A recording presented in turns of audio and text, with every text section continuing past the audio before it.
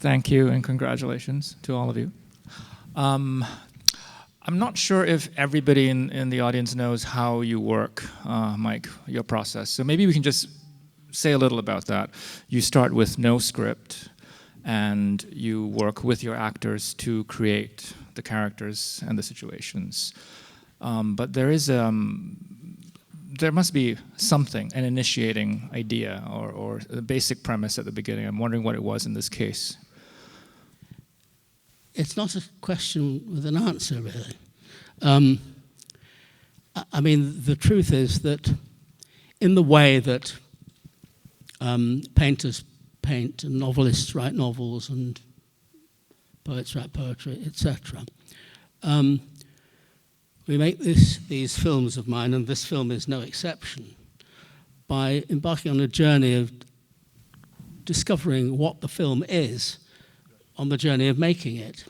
I mean, obviously, I had some notions and ideas, but I mean, obviously, I decided to deal with this particular corner of society.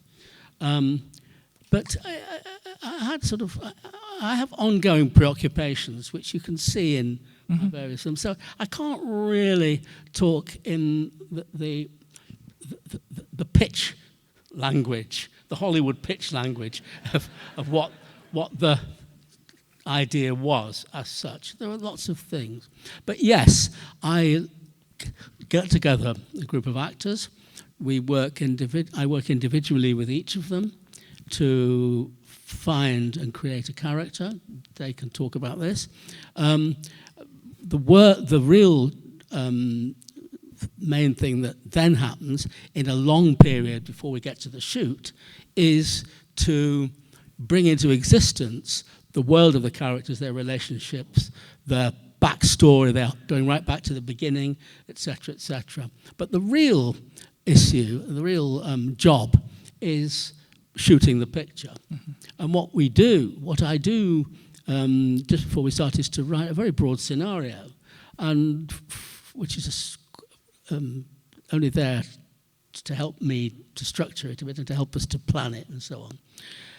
But scene by scene, sequence by sequence, location by location, we work from using the kind of very in-depth character improvisation which we've been doing for months, and we go to the location, we improvise, and we then script through rehearsal. One of the myths about my films, and including in some quarters about this one, is that what you're looking at is actors ad-libbing on screen. Well, there's not a single moment in this film which is, in that sense, is ad-libbed. I mean, we arrive at a very precise piece of action, part of which, of course, is what people say as much as what they do or what they don't say.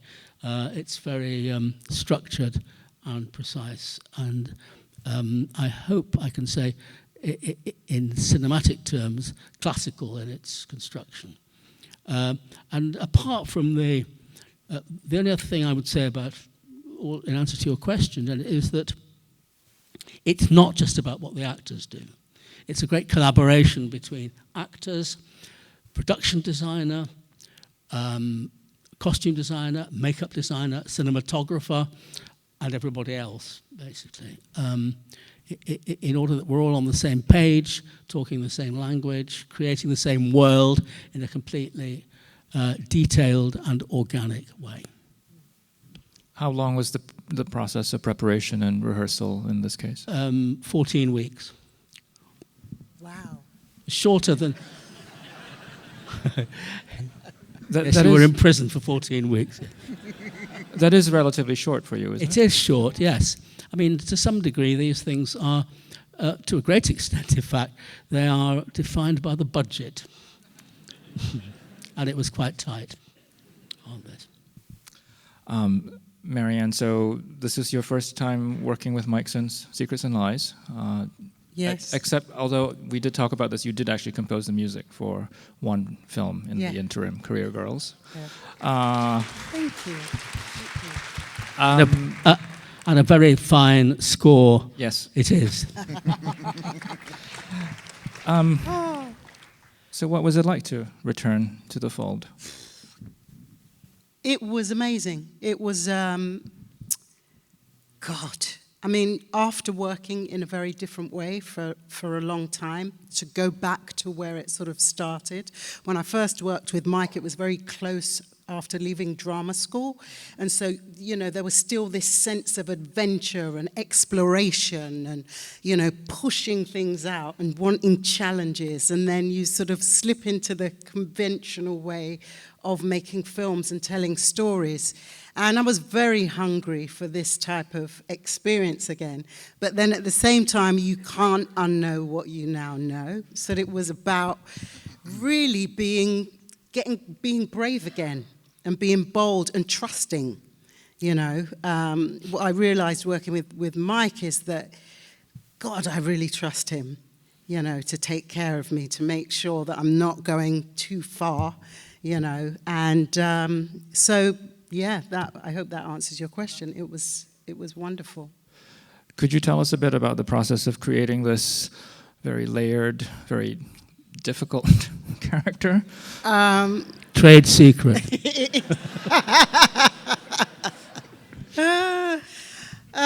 Yes, I mean, I will try and make it as short as possible. Basically, how the process will start off is you'd come in with a list of people that you know from real life, and we'd both go through them and you know, siphon out ones that weren't right. I mean, Mike would make those decisions about who was right and who wasn't. And then you know, you may end up with like 3 people, and then you just explore bringing those characters to life, and you start to sort of like build this character.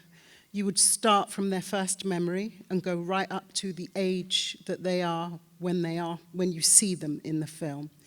And that's what you do in isolation with Mike. The next step might be you might walk into a room one day and he might say, oh, this is going to be your sister, brother, son.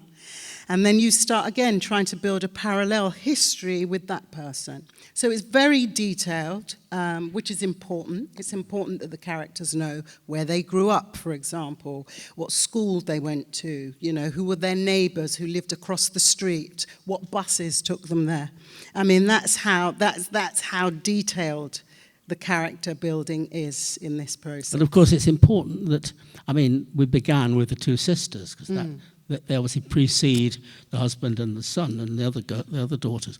And of course, once it starts to grow, in the nature of real life, how each character develops is to a considerable, important extent defined by the relationship with the other character. So, you know, just as we affect each other in real life. Tuwaine. This is your first time working with Mike, I assume? Yeah. Yeah.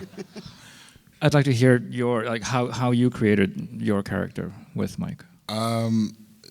Similar to Marianne, I went in with a huge list of black males that I knew. And we spent, I think, 2 days, 3 days, maybe just going through the list. And what was so great was, you know, I was naming all these people that I knew, but they had, what's the word? They didn't have substance, some of the people I was naming. Hope that doesn't sound rude. The truth of it is, we can say it. Really. Can we say it? We can say it. Okay. I mean, the fact is, he's a very sociable guy, is Tuwaine. And first of all, because I just say, talk about people you know. So it's a long list of very interesting, positive, slightly show-busy, sort of pizzazzy kind of guys, you know. And I had some notion of where we wanted to go. So we got to the end of this, and I said to him, great, but see if you can think about, I mean, were there any losers when you were at school? And I think I can report there was just a moment of going, I get it, yeah, it's not just a showbiz thing we're doing. Yeah, exactly. That's exactly what happened. It was great. And yeah, like creating this character was extremely difficult, but as Marianne said, with Mike's leadership and guidance, I was able to make it possible. And I think the whole time, even now, I still have imposter syndrome. You know, it feels really incredible being up here with Marianne. I mean, yeah, phenomenal. Yeah.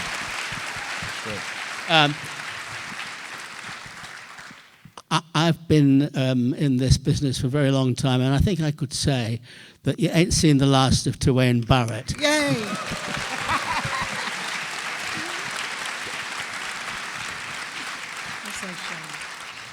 I was wondering if each of you, or any of you, could say a little bit about why it's important to begin with a real person, even though obviously you then build and create from there. But why is that important as a starting point? Who are you asking? Any of you? Any of us. I mean, I think it's important to root the character. Do you know what I mean? And if you have a real person, then you've got somewhere to go from. You're not just sort of like creating something from your imagination. The truth of it is that I don't actually know what else you could. I mean, there are people. Some of you here this afternoon, I'm sure, are involved in actors' workshops of various kinds, where you kind of just see what happens and you just start improvising and all of that. A lot of that is to do with the actor, if we're really honest about it, the actor playing himself, playing herself, just finding something within herself. Now, I'm not interested in that. I mean, this is about, no, and that's not a joke, seriously. I'm not quite sure what's funny, really. No, I'm not, because it's about looking at the real world. And I don't really know what I would do by way of starting. Whereas if we say, okay, let's start from real people, let's do what an artist does to draw from a source, that gives us a jumping off point. It can grow, we can push it in different directions, but it means there is something to start with and something to work from. Marianne, I was curious to maybe hear you say a little bit about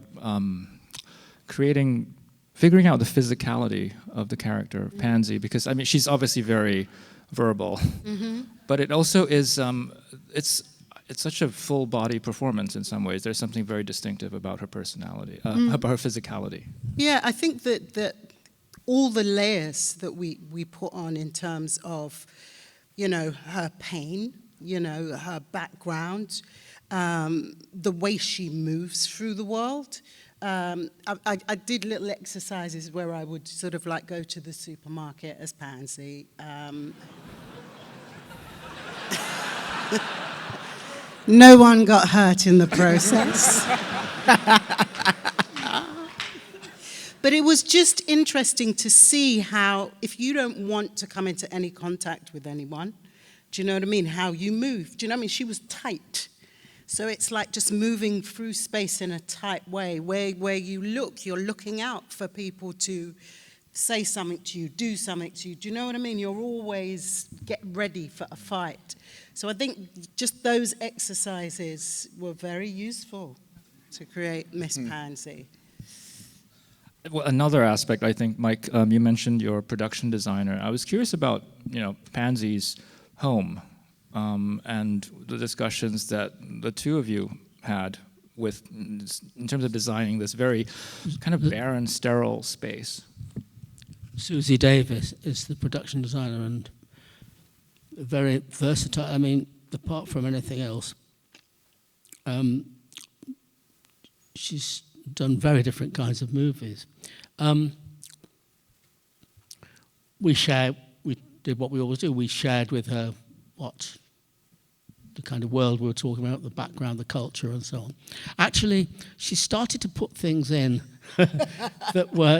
which were too decorative, really, weren't they? They were. There was like vases, and it was like, vases. But surely, and you go, oh no, you know, this is. But once, as with all good, great designers, once she got the hang, once she realised what it was we were creating, and of course, you know, the design of that house was being worked on simultaneously with the girls' flat. And of course, it's obvious that the contrast, the difference, is there to be exploited. You know.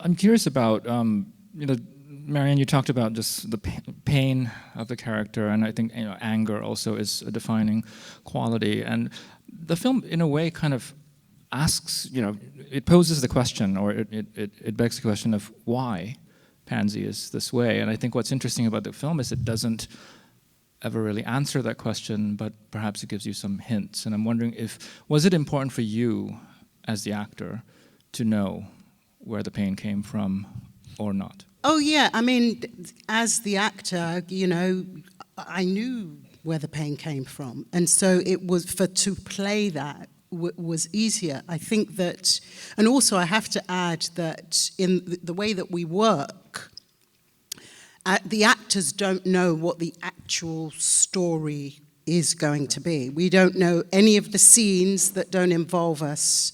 We've got no idea what they are. So, you're kind of just living day to day with what's on the list of things to do.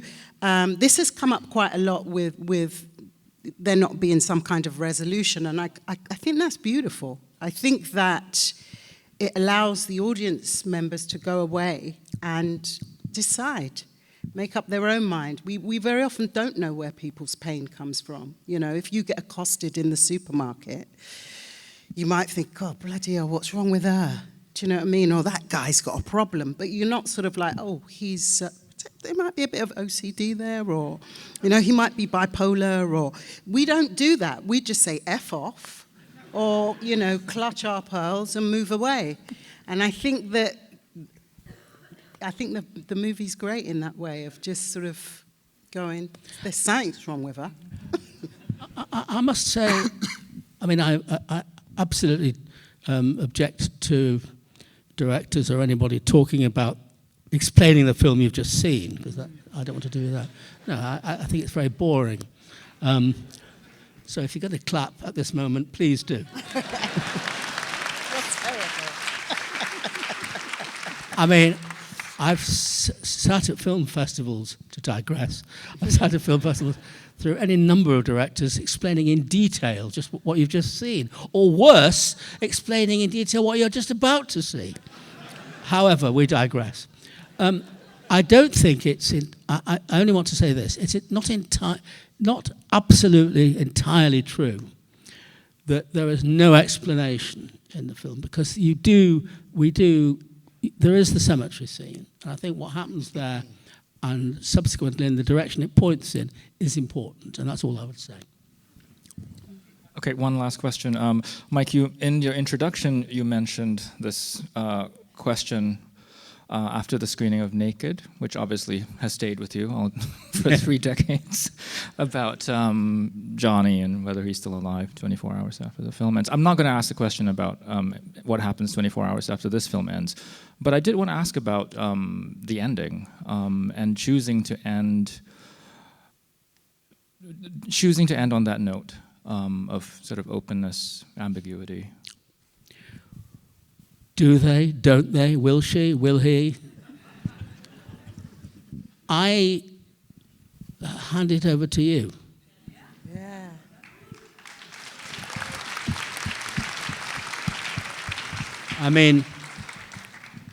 I've done that quite often. It's not a cop-out, it is, it is important for you to go away with stuff to work with and to savor, if you like, and to argue about and so on. But what's also important, of course, is in and amongst the question, what happens, is that we last see your man there, the Piccadilly Circus, possibly onto a good thing. Yay, for Moses. She was an American girl, wasn't she? I think she was from New York. Yeah. I think so, yeah. I think that's a great place to end. So thank you to all of you.